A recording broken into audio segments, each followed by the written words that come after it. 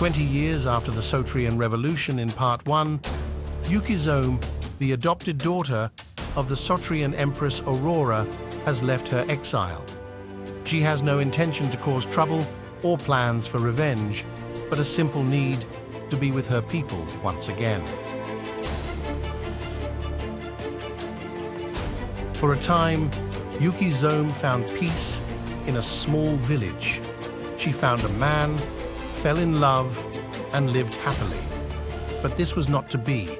The revolutionist government would hear word of Yukizome's return and sent the state police to arrest her. Dragged out of her home, she is taken away to an unknown location. Her very presence was a threat to the revolutionist government. Even if Yukizome had no intent to plot revenge, others may use her to do just that. The revolutionist government had hoped to remove Yukizome quietly without anyone knowing in order to avoid confrontation.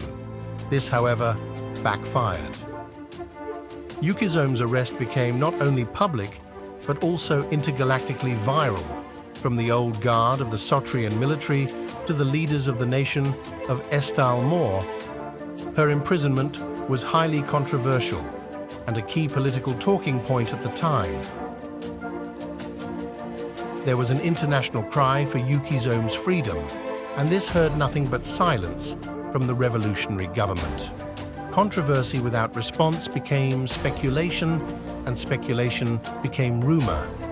It was now viral that the revolutionary government may press charges on Yukizome for simply returning home. This was met with outcry within Estalmore, and they send a fleet to pressure the revolutionary government to release her. Tensions were high and it's unknown who shot first, but a battle ensued. The Estalmore fleet pushes its way to the capital of Sotrea and valiantly rescues Yukizome while capturing most of the Revolutionary Congress. The battle that commenced caused a total of 14,000 deaths and resulted in the capital getting shelled from orbit in key locations.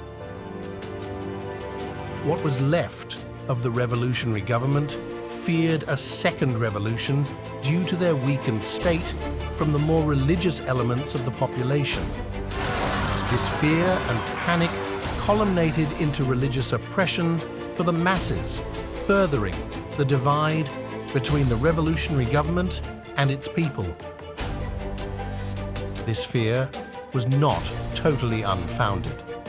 The fall in living conditions due to the revolution and past battles had resulted in a sharp increase in radicalization in many areas, religion being one, but the result was now the religious and the monarchists now looked to the revolution with distaste.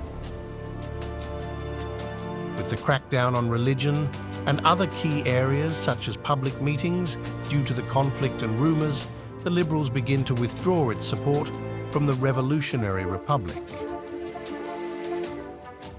The dominoes continue to fall. Now, with key public support falling away from the revolutionary government, the military begin to look back with fondness to the times of the monarchy. The Morans of Estalmore begun to negotiate with local admirals and military leaders for support. Many agree, taking systems and ships to the monarchist side. What was first just an extended member of the old royal family's return has now begun a full-on civil war with the remnants of the Revolutionary Republic and the monarchist fighting for control. An attempt was made by Estalmore to negotiate with the Revolutionary Republic. They agreed to meet in a nearby system, but tempers frayed and the negotiations turned sour fast. The result was 3 of the revolution's leaders in the government were killed. This made it clear that a peaceful negotiation was not on the table. A plan was set in motion to form a new government and officially start a coup. The figurehead of this new coup for control was Gaojia Shen, the man Yukizome fell in love with. He was now offered the position of the military to be the Prince Regent if they are victorious. Gaojia accepts as he believes it is the only way he and Yukizome will live in peace. Seeing the turmoil that was the Sotrean situation, Varia pledges to send forces to aid the monarchists. There are many reasons Varia done this. One is due to the religious persecution that was happening under the revolutionary government.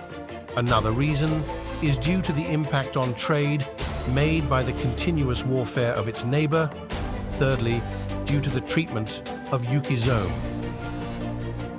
Primarily, however, Edward VII disliked the idea of an unstable revolutionary republic being on his doorstep.